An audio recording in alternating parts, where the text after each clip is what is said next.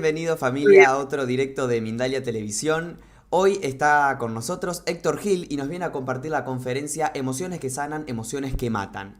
Héctor Gil es naturópata, especialista en psicosomática, integrativa y terapia transpersonal. Se ha formado en descodificación, bioneuroemoción, hipnosis clínica, mindfulness y terapia sistemática. Es director de una escuela integrativa. Como instructor y conferenciante viaja por todo el mundo impartiendo cursos y seminarios sobre desarrollo humano y salud mente-cuerpo.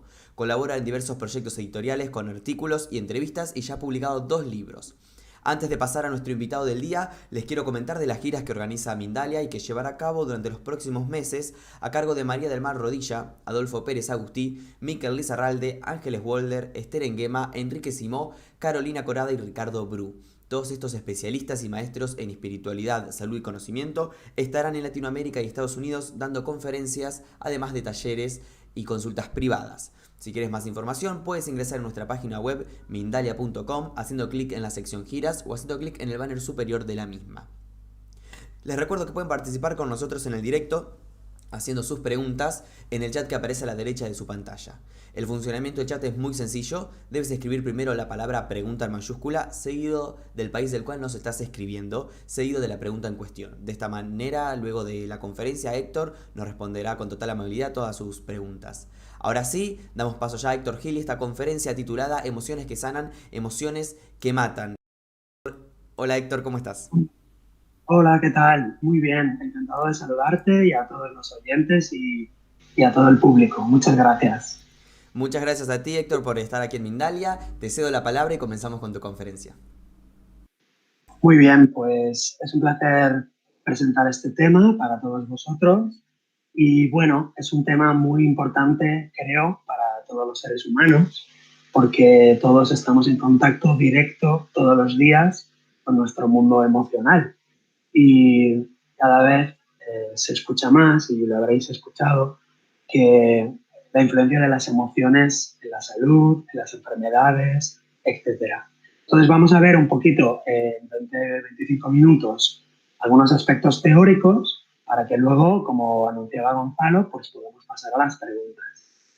Entonces, si os parece, vamos allá con la primera fotografía de unas 7 8 9 que he elegido.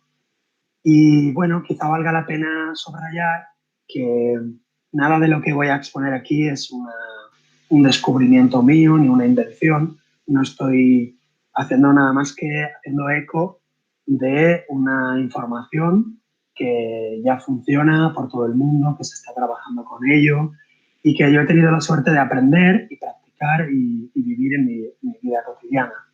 Entonces, he tenido la suerte de estudiar la medicina del doctor Hammer, luego la descodificación de las escuelas francesas y también he podido estudiar con Enrique Corbera, que muchos de vosotros lo conoceréis, más luego también los estudios de naturopatía y luego un enfoque transpersonal que le da también una relevancia muy importante a todo lo que nos ocurre en el sentido evolutivo, es decir, entendiendo que todas las enfermedades, accidentes y cosas que nos van ocurriendo desde un punto de vista transpersonal tienen un significado y o se pueden aprovechar para ese mayor desarrollo de la conciencia.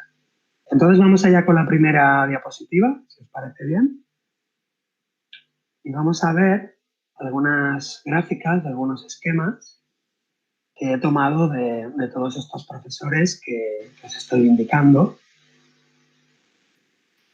Mm, Y vamos a ver, no sé si se está viendo ya Gonzalo, la primera diapo. Sí, estamos en la primera diapositiva, dice enfermedad igual programa biológico. Ah, vale, es que yo no la estoy viendo, discúlpame, Gonzalo. No sé por qué no la estoy viendo.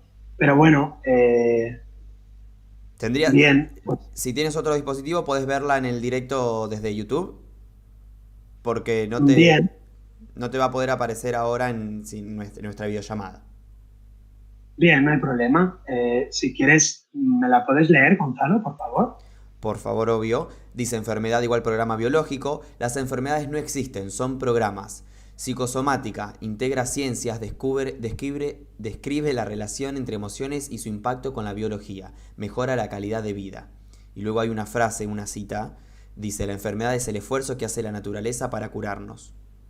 Muy bien, muchísimas gracias, Gonzalo. Ya lo estoy viendo también en YouTube, en otro dispositivo. Entonces, simplemente aquí un poquito de aclaración de que desde el punto de vista de la psicosomática integrativa, la psicosomática que toma de la, como decíamos, de la medicina del Dr. Hammer, de la descodificación, entendemos las enfermedades como programas biológicos. Es decir, que son programas inteligentes, coherentes, oportunos y proporcionales.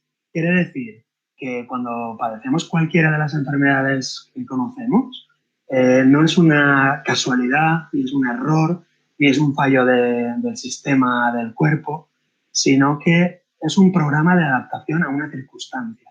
Entonces, ese programa se activa a través de las emociones. Por eso, el título de esta conferencia, Emociones que matan, emociones que sanan.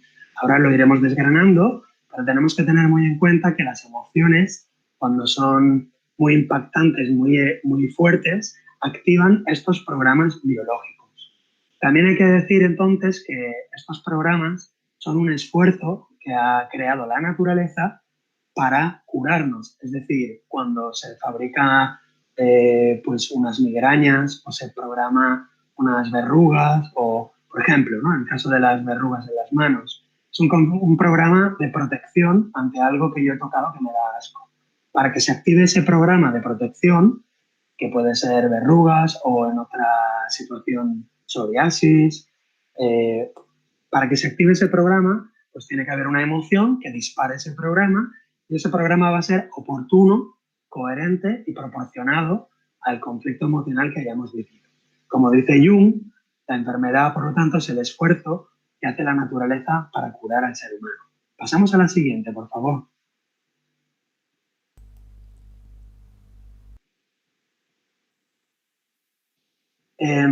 Sí, porque no me sale todavía, creo que va con un poquito de retraso el La dispositivo. siguiente diapositiva está titulada Sentido biológico del síntoma. Un sentido específico, oportuno y proporcionado. Utilidad adaptado a un momento preciso. Intención positiva es un programa de adaptación. Coherencia, buscarla en la historia del paciente.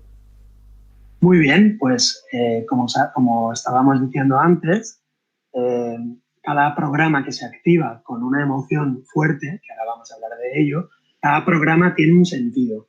Esto es muy importante porque quiere decir que no hay ningún error, que no hay fallos en la naturaleza, que si de repente a mí me aparece, por ejemplo, un esguince en el pie derecho, tiene una lógica, un sentido. Por ejemplo, hay un lugar hacia donde me estoy desplazando, hacia donde no quiero ir, o estoy en una situación donde me siento atrapado. Por ejemplo, una luxación está representando una necesidad de elasticidad, de flexibilidad. Con lo cual, es una enfermedad, es útil, tiene una intención positiva y tiene una coherencia con la historia que nos está ocurriendo. Por ejemplo, yo ahora me estoy esforzando para comunicar una conferencia y como tengo la sensación de que no me escucháis porque llevo los auriculares puestos y me falta el feedback humano de tener personas humanas delante de mí, me estoy esforzando y al esforzarme estoy esforzando el cuello. Entonces, cuello es conflictos de comunicación. Con lo cual, si ahora yo tuviera una enfermedad o una fonía o cualquier enfermedad, son programas, como os digo, que se activan. ¿Qué hace que ese programa se active y, digamos, se desencadene y comience a funcionar? La emoción. Si yo estoy viviendo una emoción de alta intensidad, el programa se activa con alta intensidad. Si la emoción es suave, el programa puede activarse y estar funcionando en modo más suave. Vamos a pasar a la siguiente diapositiva y ahí vamos a ver un poco también para que vayáis entendiendo cómo funciona. En la siguiente diapositiva podemos ver el esquema de las emociones. Muy bien. Aquí vamos a ver, esto es un esquema del gran Christian Fleche, que parte de la descodificación francesa. En este esquema vamos a ver cómo cuando hay un acontecimiento exterior que está situado de la línea vertical, de la línea horizontal hacia arriba, todo eso ocurre en la parte consciente. Entonces hay un acontecimiento exterior que impacta y es captado a través de los sentidos. Esa captación que captamos a través de los sentidos se va a gestionar de manera inconsciente dentro de la mente. Y esa gestión de esa percepción que hay afuera, esa gestión tiene como varias posibilidades. Es decir, yo lo puedo vivir en positivo y entonces transformo esa experiencia que vivo afuera en algo positivo que me da alegría, que me da buen humor. Lo puedo vivir de manera neutra o lo puedo vivir de manera negativa. ¿Qué quiere decir de manera negativa? Ese acontecimiento exterior me estresa. Ese estrés puede ser en forma de rabia, de tristeza, de asco, de miedo. Entonces, ese, digamos, golpe emocional, que ahora lo veremos, ese psicoshock emocional, tengo dos caminos, que es lo que estáis viendo aquí en la diapositiva. El camino de las flechas indica ese estrés emocional, lo estoy gestionando y entonces restituyo esa energía hacia afuera. ¿Cómo restituyo esa energía hacia afuera? Por ejemplo, a través de gritar, de explicarle a un amigo lo mal que me estoy sintiendo, de escribir una carta. Estoy expresando esa emotividad perturbadora, estresante, y la estoy restituyendo hacia afuera. También me sirve para ello, por ejemplo, el deporte, las artes marciales, la arteterapia. Por eso, todas esas técnicas y prácticas evitan que nos enfermemos. Pero ¿qué pasa si no se restituye la energía? Si esas flechas que van así hacia arriba, no producimos esa liberación de la energía. Entonces lo que ocurre es que se codifica en el cerebro, a nivel cerebral, en una zona del cerebro concreta, se codifica y aparece una enfermedad física, que nuevamente esa enfermedad la vamos a sentir, la vamos a percibir de la línea horizontal hacia arriba, es decir, en la parte consciente. Si os fijáis en el esquema, a vuestra mano derecha hay un cuadradito, un rectángulo que dice consciente y abajo un cuadradito rectángulo vertical que dice inconsciente. Por lo tanto, la gestión emocional y la codificación cerebral es inconsciente, pero la enfermedad que aparece nos damos cuenta de ella, somos conscientes de esa enfermedad. Lo que nos falta es hacer el puente entre la enfermedad que tenemos o que nos aparece y ese golpe emocional que vivimos hace un día o hace 2 días o hace unas horas. Como no solemos hacer ese trabajo de recapitulación y de autoindagación, solemos tener muchas enfermedades e ir a buscar pastillas, medicación, responsables afuera, con lo cual yo no digo que no se utilice todo eso. Se puede utilizar, claro que sí, pero sería mucho más interesante que cada vez que aparece una migraña, un eczema en la piel, un esguince, una pancreatitis, que aparezca cualquier enfermedad, buscáramos el conflicto emocional que hemos vivido unos días o unos meses antes. Si estuviéramos entrenados en esa búsqueda, entonces podríamos incluso descodificar o desprogramar esa emoción a través de la psicoterapéutica y entonces la enfermedad física desaparecería o bajaría bastante. Muchas veces la enfermedad no desaparece del todo, pero su intensidad baja muchísimo, con lo cual los fármacos o los fisioterapeutas o los mecanismos, digamos, convencionales que se usan dan mucho más resultado y son más eficaces. Vamos a pasar a la siguiente, si os parece. La siguiente dispositiva, criterios del shock emocional. Punto 1. Es imprevisto, inesperado, es un momento preciso. Punto 2. Vivido en aislamiento, no expresado. Punto 3. Sin solución. Punto 4. Dramático para uno. Muy bien, pues esto ya es muy importante. Aquí tenemos que tomar nota ya todos, porque si nos interesa el tema de las emociones que sanan y las emociones que matan, ahora estamos en las emociones que matan. Es decir, aquellas emociones que se viven como un shock emocional. ¿Y qué características tienen esas emociones o ese impacto emocional? Para que sea un impacto que genere una enfermedad, tiene que tener estas 4 características. Que sea un shock imprevisto, que no te lo esperas. Por ejemplo, sales a la calle y ves a tu hijo pues que lo está atropellando un camión. Perdonad por el ejemplo, pero es un impacto emocional muy claro, ¿no? No te lo esperas, es inesperado.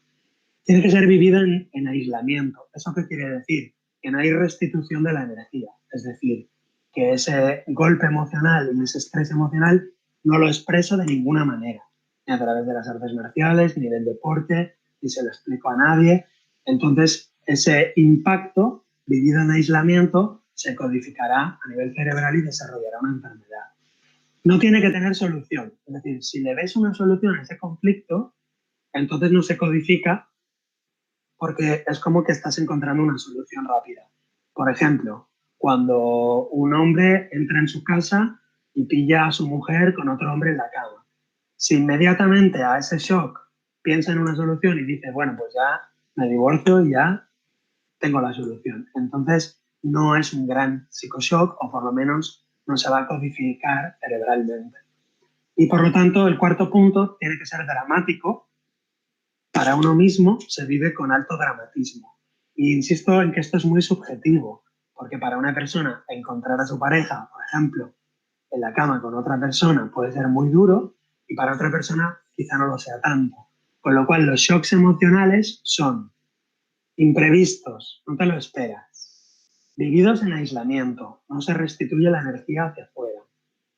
No le ves una solución, no encuentras ninguna solución. Y es dramático para ti, es dramático subjetivamente. Quizá para otra persona en tu situación no lo sería. Cuando hay estas cuatro características, cuando tenemos este criterio, estos cuatro criterios, tenemos un shock emocional, se queda grabado y si me permitís, es como si se quedara en el sistema nervioso. Hay un libro del doctor Peter Levine que se llama Sanar el trauma, curar el trauma, que explica perfectamente todo este detalle con pasos muy bien estudiados a nivel químico, neuroquímico, etcétera, ¿no? Y aparte de la química del cuerpo, hay un sistema nervioso que graba todas estas experiencias. Y también a nivel psicológico, sabemos que cuando hay un shock emocional de estas características, se graba en el inconsciente toda la escena dramática. Se graban los olores, se graban los sonidos, se graba la luz que hay, la gente que hay, si hay una música ambiente. Y eso es precisamente lo que luego, cuando entramos en contacto con esos anclajes psicológicos, con esas grabaciones, es lo que puede desarrollar, por ejemplo, que una enfermedad se vuelva a activar en contacto con esa música, con ese ambiente asociado al shock emocional. O, por ejemplo, así es como funcionan las alergias y también muchas de las fobias que tenemos. Fobias, por ejemplo, a los animales, o fobias a subir en avión, o fobias a, por ejemplo, a estar en un ascensor. Normalmente son shocks emocionales del pasado y cuando entramos en un ascensor o entramos en contacto con ese animal que nos da fobia, se activan esos resortes que se grabaron en el momento del psicoshock. Es decir, que cuando hay un psicoshock tenemos acción en todos los niveles, a nivel químico, a nivel nervioso, a nivel energético, a nivel emocional e incluso a nivel mental. Y bueno, vamos a pasar a la siguiente diapo, si te parece, Gonzalo. La siguiente diapo dice química de shock emocional. Muy bien, perfecto. Pues siguiendo el hilo de la diapositiva anterior, ahora nos vamos a ver la química. Si os fijáis bien en el cuadro, es muy interesante. Este esquema indica cómo se gestiona a nivel químico el shock emocional. Cuando sentimos, por ejemplo, mucho enojo, si os fijáis en el hombrecito número 3, empezando por vuestra izquierda, cuando hay mucho enojo, hay mucha rabia, fijaros que la sangre se va a los brazos, a las piernas y al cuello. Eso significa el cuello para gritar, para pegar un grito muy fuerte, y brazos y piernas para atacar o para salir corriendo. Cuando nos vamos con esa flecha hacia la izquierda, si os fijáis, el estrés va aumentando, entonces se segrega adrenalina, cortisol y se activa el sistema simpático. Entonces, bueno, no voy a entrar en todos los detalles, es muy interesante toda esta química emocional, pero podemos entender que las emociones suscitan cambios, como he dicho, neurológicos, químicos, incluso pues hay mucha gente estudiando todo esto, ¿no? Cómo afecta el estrés emocional pues, en el sistema inmunitario, en el sistema digestivo. Y bueno, por ejemplo, os puedo recomendar los libros del doctor Bruce Lipton, un libro que se llama Curar el trauma, un libro que se llama Biología de la creencia, que explica también bastante cómo funciona. En cambio, cuando nos vamos con la flecha que veis en el esquema hacia vuestra derecha, que dice sistema parasimpático en letra roja, entonces ahí entramos en un sistema de relajación. El sistema parasimpático es el opuesto al sistema simpático y ahí, digamos, hay una dilatación, una serenidad, se segregan otro tipo de hormonas, hay otra química en el organismo. Entonces es muy importante comprender que las emociones eh, nos matan a veces por agotamiento, como dice el doctor Hammer. ¿Eso qué quiere decir? Que, digamos, si yo estoy en estrés muchas horas seguidas, muchos días seguidos, mi sistema inmunológico baja mucho y entonces un virus o cualquier enfermedad se agrava porque el sistema inmunológico está deprimido. ¿Eso qué quiere decir?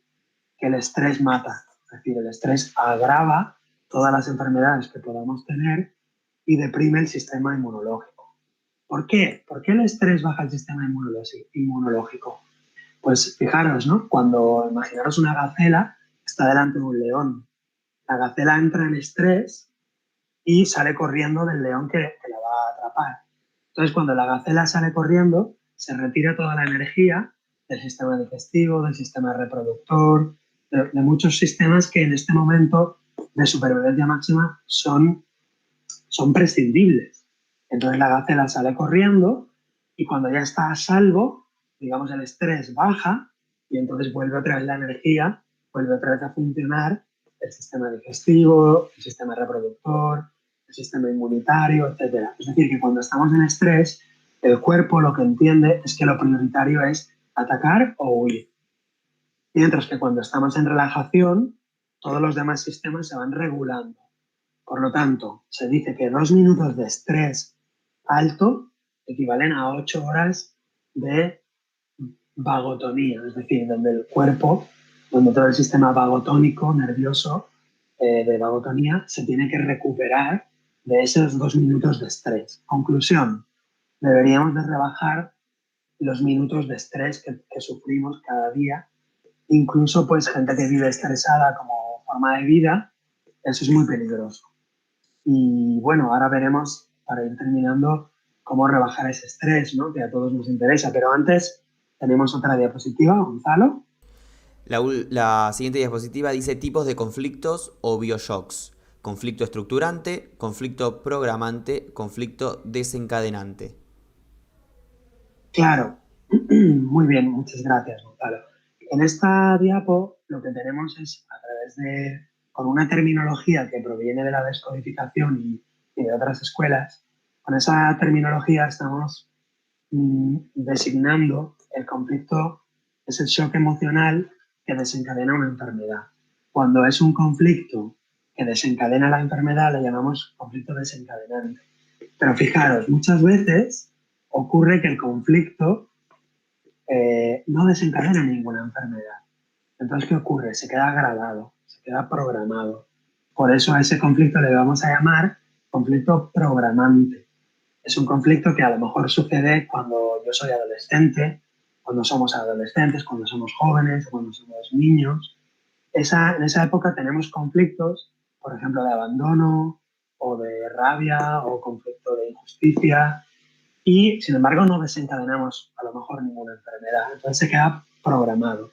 Y cuando la jarra psicosomática está muy llena de conflictos programantes, entonces el siguiente conflicto que derrama la jarra, a ese le llamamos conflicto desencadenante.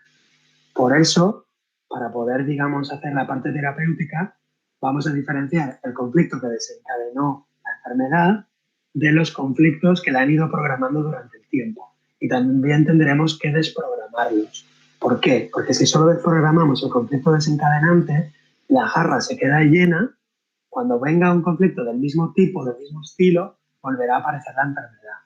Entonces, hay diferentes tipos de conflicto o bioshocks, que son estos que tenéis en la diapositiva. Como esto va a quedar grabado, luego lo podéis ver con calma, lo podéis ver tranquilamente.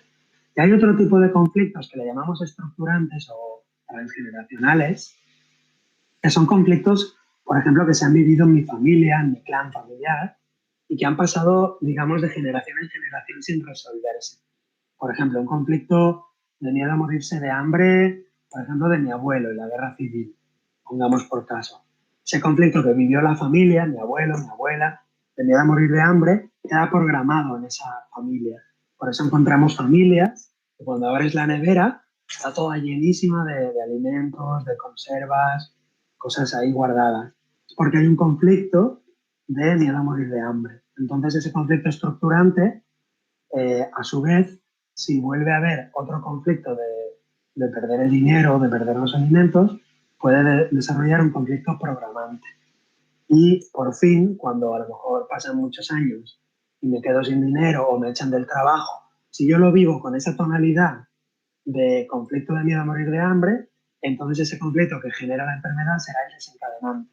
Así pues, en una línea, digamos, temporal, tendríamos el conflicto desencadenante, el conflicto programante, o varios, puede haber varios conflictos programantes, y el conflicto estructurante. Es importante señalar que los tres conflictos, estructurante, programante y desencadenante, tienen que ser de la misma tonalidad. Es decir, que si son conflictos diferentes, un conflicto miedo a morir de hambre, un conflicto programado de otro estilo y otro conflicto estructurado de otro estilo, entonces no son acumulativos, porque digamos que se tienen que acumular conflictos del mismo estilo, de la misma coloración, del mismo color, por así decir. Bueno, no sé si suena un poco abstracto. Los que hayáis visto vídeos de esta temática quizá ya lo conocéis. De hecho, no estoy inventando nada nuevo. Los que conozcáis estos temas sabéis que hay muchos profesores, muchos terapeutas, maestras hablando de todos estos temas. Y bueno, yo simplemente aporto mi punto de vista, mi experiencia personal y la de tantos años de consulta, donde he podido constatar que todo esto funciona así y es realmente una línea, un camino de trabajo terapéutico que es muy interesante y que podría ahorrar millones y millones de euros a las sanidades de los países. Pero claro, ya sabéis que eso no interesa a determinados intereses financieros. Así que bueno, pasamos a la siguiente, creo que es la última, Gonzalo. La siguiente, fases de la enfermedad. Muy bien, pues aquí tenemos una de las leyes que descubrió el doctor Hammer. El doctor Hammer hizo este esquema de las dos fases de la enfermedad. Y fijaros, es muy curioso y muy bonito. Es un gran trabajo que hizo este gran investigador. Si os fijáis, hay como a vuestra mano derecha, en vuestra mano izquierda, perdón, como una serpiente, una onda, es la serpiente, digamos, de la salud, la serpiente de la medicina, donde está todo equilibrado. Por el día estoy en el sistema simpático, estoy un poquito más estresado que por la noche descanso y me recupero. Está el sistema parasimpático vagotónico recuperando el estrés del día. Entonces esa serpiente ondulada es una serpiente saludable porque los estreses de la mañana se recuperan en la noche durmiendo. Pero sí, vamos redondeando ya. Y ocurre ese conflicto que se llama DHS, que son las cuatro características que hemos visto antes. Un conflicto inesperado, sin solución, que no se lo cuento a nadie, que no lo expreso y que es altamente dramático. Entonces ahí se activa el sistema simpático y ahí entro en estrés. Y estoy en estrés, sobre todo psicológico, con un problema que me ha ocurrido. Cuantos más días esté en estrés, luego más días voy a necesitar de recuperación. Cuanto más horas esté en el sistema simpático de estrés, más se reduce, digamos, el funcionamiento digestivo, de todos los órganos respiratorios, todo el funcionamiento del cuerpo se ve mermado porque se busca que ese estrés me lleve a tomar una solución. Si yo no tomo ninguna solución, muchas veces los fármacos lo que hacen es, digamos, adormecer ese estrés, pero no lo curan.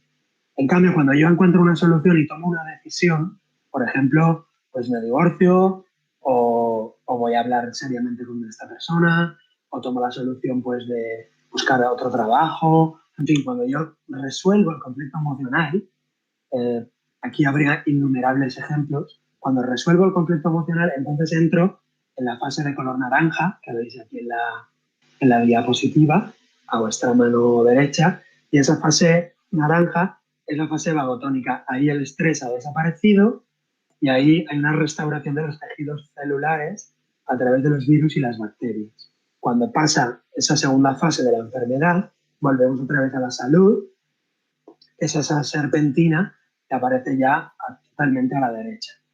Y si no me equivoco, esta es la última diapositiva, Gonzalo, ¿es así? Tenemos dos diapositivas más que hablan sobre vivir bien, cuidarse de sí y las herramientas, pero si querés, en la segunda parte del programa, cuando comenzamos con las preguntas, podemos retomar tal vez en alguna de las respuestas y hablamos de ello. Perfecto, muy bien, muchas gracias, Gonzalo. Pues lo hacemos así, esas dos diapositivas nos las guardamos para responder a vuestras preguntas. Perfecto, dale. Bueno, Héctor, antes de pasar a las preguntas del público, les quiero recordar algo a nuestros espectadores, que por cierto son muchísimas las preguntas, así que ya vamos a arrancar con ello. Pero antes quería recordarles de las giras que está organizando Mindalia y que llevará a cabo durante los próximos meses a cargo de María de Mar Rodilla, Adolfo Pérez Agustí, Miquel Lizarralde, Ángeles Wolder, Esther Enguema, Enrique Simó, Carolina Corada y Ricardo Bru. Todos estos especialistas y maestros en espiritualidad, salud y conocimiento estarán por Latinoamérica y Estados Unidos dando conferencias y talleres, además de consultas privadas. Si quieres más información, puedes ingresar a nuestra página web mindalia.com haciendo clic en la sección giras o haciendo clic en el banner superior de nuestra página web. Ahora sí, vamos a pasar a las preguntas de los espectadores. Comenzamos con una pregunta que nos llega desde Colombia en nombre de Elizabeth y dice: desde muy pequeña yo sufro de miopía, me la descubrieron a los 5 años. ¿Cómo ayudo a sanarme? ¿Qué se puede realizar? Muchas gracias por la pregunta. Bueno, en este caso tendríamos que trabajar un conflicto estructurante, como hemos dicho antes, y quizá un conflicto desencadenante en una edad muy temprana, a los 5 años, con lo cual eh, necesitaríamos a lo mejor incluso trabajar con los conflictos emocionales que vivió tu mamá. Pero claro, a veces no tenemos a la mamá disponible o no la tenemos viva o no la tenemos con ganas de hablar de estos temas. Entonces necesitaríamos hacer una, un trabajo donde podríamos hacer una relajación, ver cuál fue el conflicto emocional asociado a la miopía y ver de liberar ese conflicto emocional a través de algunos actos terapéuticos. Quizá no te puedo decir mucho, me vas a disculpar, amiga, pero bueno, podemos encontrar o puedes empezar a buscar conflictos de hay algo que no quiero ver, me da miedo el futuro, hay algo que no quiero ver a lo lejos, porque la miopía tiene que ver con que borro el horizonte, que es simbólicamente el futuro, o algo que veo a lo lejos que me da miedo, que supone una amenaza para mí. Entonces habría que ver si, por ejemplo, tú estabas en el colegio sentada en el pupitre y no alcanzabas a ver la pizarra o te estresaba lo que veías en la pizarra, por ejemplo, las matemáticas o la literatura. Y también ver, incluso como es una edad muy temprana, como te digo, las emociones de tu mamá. Porque muchas veces los golpes emocionales de la mamá, digamos, se somatizan en el cuerpo del bebé o del niño pequeño. Pero bueno, ese es otro tema que veríamos otro día. Muchas gracias. La siguiente pregunta llega desde Argentina. Marimir dice una interesante pregunta: ¿cómo hacemos el puente entre el consciente y el inconsciente? Qué buena pregunta, muchas gracias. Entiendo que la idea de hacer el puente te refieres para tomar conciencia de las cosas inconscientes, ¿no? Bueno, pues eh, entre el consciente y el inconsciente hay un mecanismo de defensa, hay un mecanismo de protección, hay una resistencia y hay un guardián del umbral. Entonces eso no va a ser fácil. Lo que vamos a necesitar es acceder a ese inconsciente a través de los sueños, a través de observar en el universo que nos rodea, a través de la ley del espejo, de lo que me da rabia, lo que me molesta de los demás. Todo eso está hablando de tu inconsciente. Pero si tú tienes una enfermedad, por así decir, que quieras curar, para poder acceder a tu inconsciente, yo creo que lo mejor sería que buscaras un profesional de la salud que trabajara estos temas y que te ayudará a acceder ahí, porque de hecho, cuando hay una persona, un terapeuta, que está entrenado, él nos puede ayudar a hacer ese paso, porque nosotros mismos, a nosotros mismos no nos vemos. Y de hecho, en eso consiste. O sea, el inconsciente consiste en que la conciencia no puede acceder ahí. Por eso vamos a necesitar la ayuda normalmente de un profesional que a través de técnicas de relajación, de sofrología, de metáforas o de otras técnicas que pueda desarrollar, pueda hacer emerger esos contenidos del inconsciente de una manera controlada, saludable y de una manera amorosa. La siguiente pregunta desde México, María Elena Romero. Tengo una luxación de tobillo izquierdo de 1 año y medio sin poder sanar. Después una lesión en el hombro izquierdo de 1 año. No me ha sanado. ¿Qué me tratará de decir mi cuerpo? Bueno, es una pregunta muy bonita también, muy habitual. Tu cuerpo te está diciendo algo, indudablemente. Hay que ser muy honesto y eso es muy difícil para poder curarse uno mismo. Por eso digo que busquéis un profesional. Pero si uno mismo se atreve a ser honesto y hace un análisis exhaustivo y además con ayuda de, a lo mejor quizá de un buen diccionario, puede encontrar que la luxación indica, fijaros, ¿no? El músculo está saliendo de su sitio, pues hay una necesidad de flexibilidad, de flexibilizarse, una necesidad de libertad. Y bueno, luego tiene que ver si tú eres diestra, si tú eres zurda, porque es el tobillo derecho o el izquierdo, en tu caso es el izquierdo. Normalmente hay una emoción de rabia reprimida, si se infla, si hay una inflamación hay rabia. Si no hay inflamación, quizá hay una impotencia, una sensación de impotencia vivida con tristeza. Todo eso es un trabajo que, como podéis comprender, hay que ver cada caso, porque cada caso es único. Por eso también os adelanto que los diccionarios, aunque puedan ser orientadores, no pueden ser tomados al pie de la letra, porque cada persona tiene unas circunstancias y una psicología subjetiva. Incluso puede haber símbolos, ¿no? Para una persona la libertad puede simbolizar algo, para otra puede simbolizar otra cosa. El tobillo izquierdo va a cambiar, depende. Si tú, por ejemplo, te dedicas al campo de la salud, quizá el tobillo tiene un significado. Si eres una persona con otra profesión que no tiene nada que ver, pues el tobillo indica una dirección hacia donde quieres ir y no puedes, o una dirección hacia donde has ido y te arrepientes de haber ido. En fin, te he dejado unos elementos para que puedas tirar del hilo, pero bueno, si quieres más, ya te digo, tienes que consultarme a nivel por correo electrónico o buscar un profesional que te pueda ayudar más concretamente en tu historia. Pero bueno, en todo caso, hay un estrés, una emoción que se ha somatizado. Esa emoción, si tú la puedes buscar, la puedes encontrar, verás que va a ser o rabia o tristeza o miedo, asco. Quiero decir que no hay infinitas emociones. Las emociones que se somatizan siempre son 3, 4, 5, no son infinitas. Gracias Héctor. Desde Canadá, Tati nos comenta. Emociones que matan. ¿Será lo mismo que pensamientos negativos? Wow, una gran pregunta. Muchas gracias desde Canadá. Eh, y es un tema delicado y difícil de explicar en un minuto, pero a ver cómo te lo explico. Los pensamientos generan un marco de creencias. Los pensamientos generan tu marco de creencias, tu marco de realidad. Y según cómo sean tus pensamientos, tú vas a vivir una circunstancia con una emoción o con otra. Es decir, por ejemplo, te pongo un ejemplo, ¿vale? En tu marco de creencias, que se muera tu perro es una tragedia absoluta, porque tu perro, en tu marco de creencias, es como tu hijo. Pues la experiencia de que se muera tu perro la puedes vivir con una tristeza enorme como que se te muere un hijo y puedes hacer, por ejemplo, un cáncer de pecho. O puedes vivirla con una rabia tremenda si lo han atropellado y a lo mejor pues puedes hacer, qué sé yo, una tendinitis en los brazos o en los puños si has querido pegar con rabia al conductor que atropelló a tu perro. Pero si tú cambias tu marco de creencias, tus emociones también van a cambiar. Es decir, que son mucho más importantes los pensamientos que las emociones. Por eso, en realidad, cuando decimos emociones que matan, en realidad las emociones matan porque en nuestro sistema de creencias eso que vivimos es malo. Pero si en nuestro sistema de creencias eso no es malo, entonces esa emoción no nos va a matar.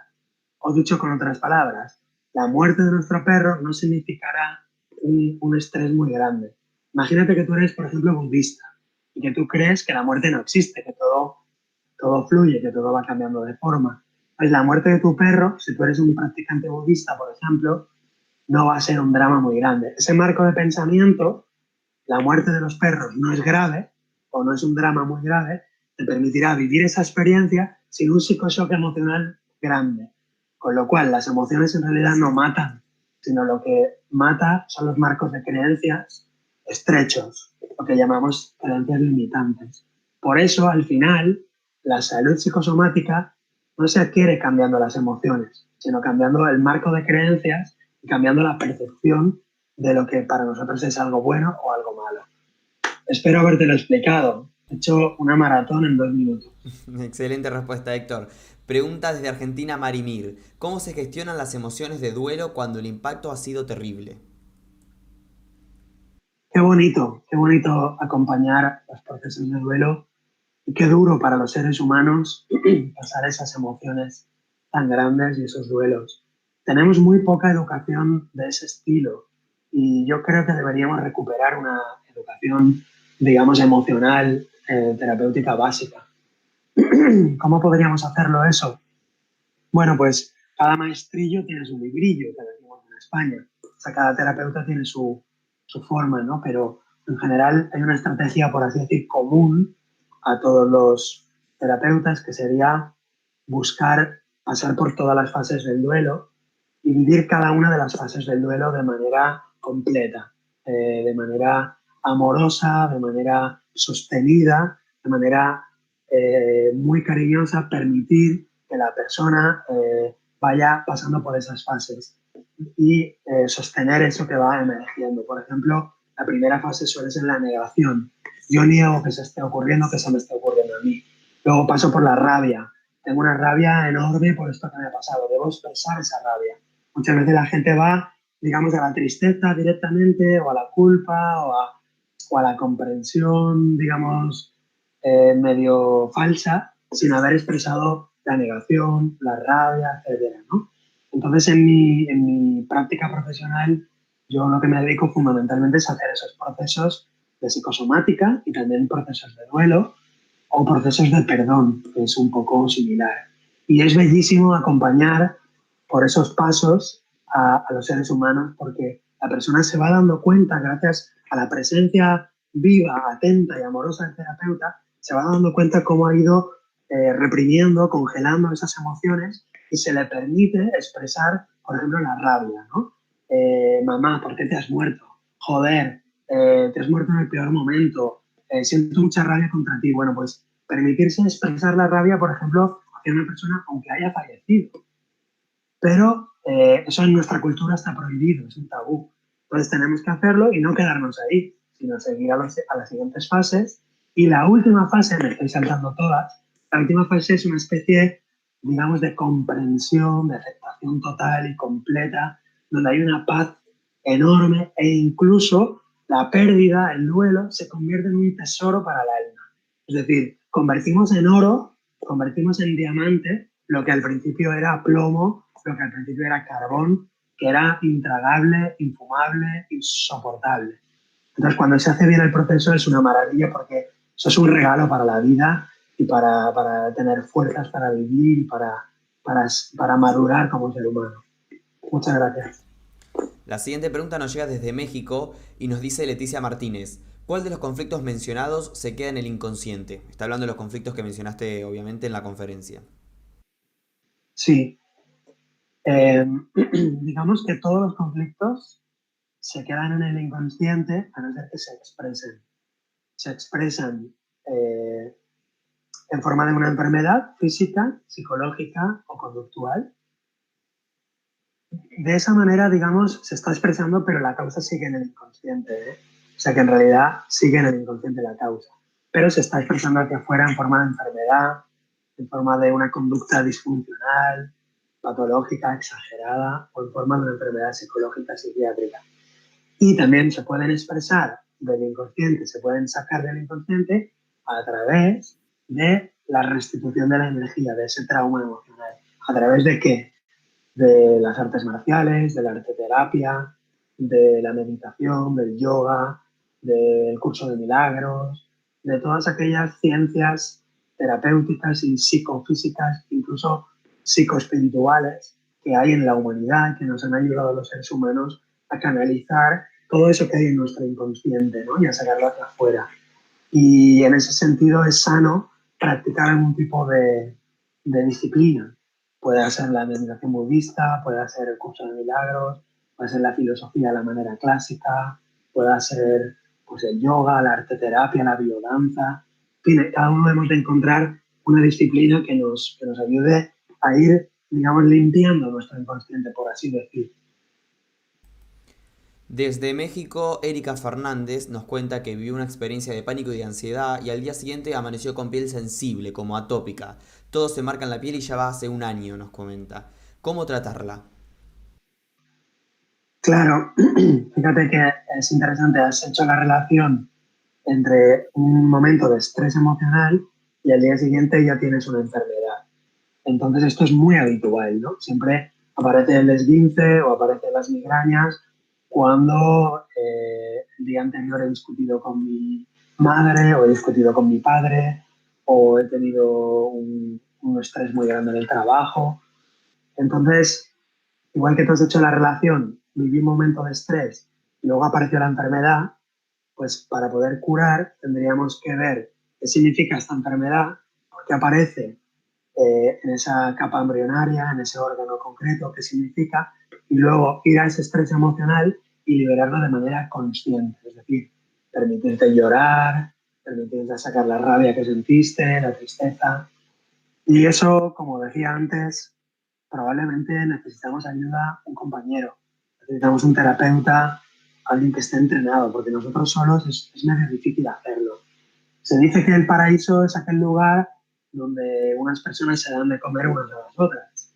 Y el infierno es aquel lugar donde todas tienen comida, pero nadie alcanza a comer porque la cuchara es demasiado larga. ¿Qué quiero decirte con esto? Que la sanación siempre ha sido un trabajo de dos, como mínimo de dos y como máximo de muchos. Pero uno con uno mismo es medio difícil. Por eso necesitamos dos o más personas para generar esa sanación. Desde México, Aaron dice, ¿qué pasa con la curación de las cirugías? Quiero decir, por ejemplo, sentir una punzada o dolor en la cicatriz. Bueno, eso yo lo interpreto y es una interpretación muy particular. Hay otras personas que lo interpretarán de otras maneras, ¿de acuerdo? Yo lo interpreto como que lo que causó esa cicatriz no está sanado, no está resuelto. Es decir, si a mí me sigue molestando esa cicatriz, o me sigue doliendo, o me sigue llamando la atención, siempre que hay una llamada de la conciencia, siempre que hay algo que atrae nuestra conciencia, quiere decir que hay algo que perdonar. Siempre que hay algo que roba nuestra atención, roba nuestra conciencia, quiere decir que hemos de perdonar algo. Puede ser una circunstancia o una persona. Normalmente las circunstancias las personalizamos. Es decir, si a mí me están, por ejemplo, si me dan un golpe y luego me sale una cicatriz, normalmente yo tengo que perdonar esa situación. Y a veces tengo que perdonar a la persona a la que yo inconscientemente culpo de esa situación.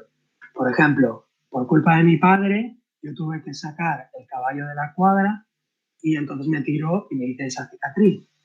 Entonces yo tengo que perdonar esa experiencia o perdonar a mi padre. Fijaros que no es tan fácil, ¿no? Que hay como varios factores siempre en la escena del crimen. Héctor, hay muchísimas preguntas más todavía en el chat por hacer. Quedan dos diapositivas, como dijiste, y yo creo que estas dos diapositivas pueden responder y ayudar a varias de estas preguntas, porque justamente van a hablar sobre las emociones que sanan, las emociones que... y también sobre las herramientas. Decime si es correcto y si te parece pasamos a mostrar esas dos diapositivas que seguramente están respondiendo también a muchas de las preguntas del chat. Sí, muy bien. Muchas gracias, Gonzalo. Perfecto. Y gracias a todos por vuestras preguntas. Vamos a poner la siguiente diapositiva, ¿cuál es? Excelente. Vivir bien, cuidarse de sí. Un listado de emociones que enferman y emociones que sanan.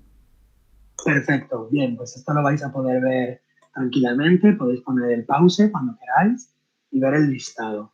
Esas emociones que sanan siempre nos van a llevar a un estado de armonía.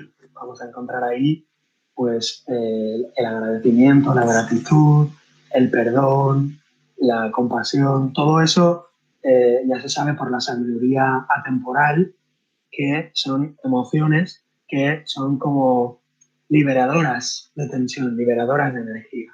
Con lo cual, el shock emocional que se ha quedado grabado, a través de estas emociones, se puede liberar. O dicho de otra manera, cuando hacemos un trabajo psicoterapéutico y hacemos un duelo o hacemos un perdón, un proceso de perdón o un proceso de desprogramación de un psicoshock, normalmente la emoción de rabia, de ira, de odio, etcétera, es sustituida por una emoción de seguridad, de tranquilidad, de serenidad, con lo cual son indicativos. Estas emociones que sanan, amor, compasión y perdón, aceptación, nos indican, digamos, que vamos por el buen camino. Y las otras emociones, ira, odio, rencor, culpa, miedo, angustia, indican que tenemos trabajo, que tenemos cosas que perdonar, cosas que sanar. Ojo, no me gusta decir emociones que son malas. Tampoco me gusta mucho decir que estas emociones matan, porque ya hemos dicho antes, es el marco de creencias en lo que nos hace vivir esas emociones. ¿Por qué digo que no me gusta decir que estas emociones matan o que son malas? Porque si decimos eso, lo que haremos será reprimirlas. Y si reprimimos la ira, reprimimos el odio, reprimimos el rencor, reprimimos la culpa, no estamos solucionando nada, lo estamos metiendo debajo de la alfombra, con lo cual las enfermedades seguirán apareciendo. Con lo cual, la solución no es reprimir estas emociones que matan, entre comillas, ni decir que son malas, ni negarlas, ni insultarlas, sino lo que hay que hacer con estas emociones es lo que sale en la última diapositiva. Exacto, la última diapositiva, las herramientas, higiene física, descanso suficiente, ejercicio físico, respiración profunda, buena música y lectura, menos televisión, buenas compañías, soledad, meditación, renovación cotidiana, renacimiento interior, sentir belleza, bondad. Exactamente. Con lo cual, para gestionar todas esas emociones, no se trata de reprimirlas, insisto, ni de negarlas cuando las estamos sintiendo, sino de canalizarlas. ¿Cómo las vamos a canalizar? Con todas estas cosas que hemos visto. Nos duchamos, si te has duchado por la mañana y por la noche estás muy cabreado y te sienta bien, te vuelves a duchar. Es decir, higiene física, higiene energética, caminar por la naturaleza, por el parque, por la playa, buena música, la música clásica, sobre todo pues Mozart, Beethoven, Bach, siempre nos va a armonizar, nos va a ayudar. Y luego todas esas otras herramientas que veis ahí en la diapositiva, que veis ahí en el cuadro. En definitiva, ¿qué queréis que os diga? Si no somos terapeutas, bueno, en vuestro caso, si no sois terapeutas, si no os dedicáis a esto y queréis curaros en salud, pues practicar cualquiera de todas estas cosas con asiduidad. En definitiva, lo que quiero decir es que si tienes una enfermedad concreta, puedes sanarla a través de descubrir la emoción oculta con un terapeuta, pero si no puedes acceder a un terapeuta o quieres curarte en salud, no tienes ninguna enfermedad, pues entonces necesitamos un marco de creencias sano. Ese marco de creencias sano es aquel que puede sostener la muerte, que puede sostener la separación, el divorcio, que puede sostener, digamos, los grandes dramas de la vida sin vivirlo de manera súper traumática. Y para eso necesitamos un marco de creencias muy ancho, muy flexible, un marco de creencias transpersonal, es decir, espiritual, filosófico. Si yo estudio a Platón, si yo estudio al Buda, si yo estudio el curso de milagros, si yo adquiero una disciplina espiritual, mental, donde voy flexibilizando, donde puedo aprender a soltar, puedo aprender a perder, puedo aprender a ser dejado, abandonado y vivirlo dentro de un marco de creencias tranquilo, entonces me voy a ahorrar todas esas enfermedades, por así decir. Pero sobre todo, debo de cuidar, digamos, de alimentar bien a nivel mental, a nivel emocional y a nivel físico. Y bueno, pues lo complementamos eso con deporte, con artes marciales, con danza, etcétera, etcétera. Con eso tendríamos una buena salud en todos los planos. Es muy importante que, para terminar, que entendamos el ser humano como algo muy, muy complejo, que está compuesto por un elemento espiritual o transpersonal, por un elemento mental, que sería el ego, la mente concreta, por un elemento emocional, por unos elementos energéticos, nerviosos y por último el cuerpo físico. El cuerpo físico es lo último y el cuerpo físico en sí mismo no está vivo, está muerto. El cuerpo físico en sí es un conglomerado de polvo y agua. Entonces, si concebimos al ser humano en su concepción integral, en su concepción holística, quizá podamos conseguir una salud mucho más completa y poder tener una vida mucho más saludable en todos los planos. Muchas gracias Héctor, excelente conferencia y excelentes respuestas a todas las preguntas de nuestros espectadores. Antes de terminar, quiero comentarles a ustedes que están del otro lado que si te ha gustado el invitado del día, si te ha gustado la charla, podés agradecerlo dándole me gusta a este video, comentando aquí debajo o compartiéndolo también. Antes de despedirnos, quiero darle la palabra nuevamente a Héctor para que haga un cierre y una despedida. Pues muchísimas gracias, Gonzalo, y muchísimas gracias a todos los amigos de Mindalia. Y también muchísimas gracias a todos vosotros, a todas vosotras que estáis ahí al otro lado del Atlántico, al otro lado de la cámara, al otro lado del país. Gracias a todos por estar, por vuestra presencia y por favor, sigamos formándonos, sigamos aprendiendo, sigamos creciendo con mucha alegría, con mucho amor. Y bueno, pues para cualquier cosa que necesitéis me podéis encontrar en las redes sociales, página web, en mi Facebook. Y bueno, estoy a vuestra disposición. Muchísimas gracias, un abrazo muy grande a todos, cuidaros mucho. Muchas gracias nuevamente Héctor y muchas gracias a todos ustedes que están del otro lado por hacer posible un directo más de Mindalia Televisión. Antes de terminar Héctor quería comentarte que fuiste viste en muchísimos países como Chile, Argentina, Perú, Puerto Rico, Colombia, Australia y algunos que han quedado en el camino. Muchas gracias nuevamente familia y nos volvemos a encontrar en un próximo directo de Mindalia Televisión. Hasta la próxima.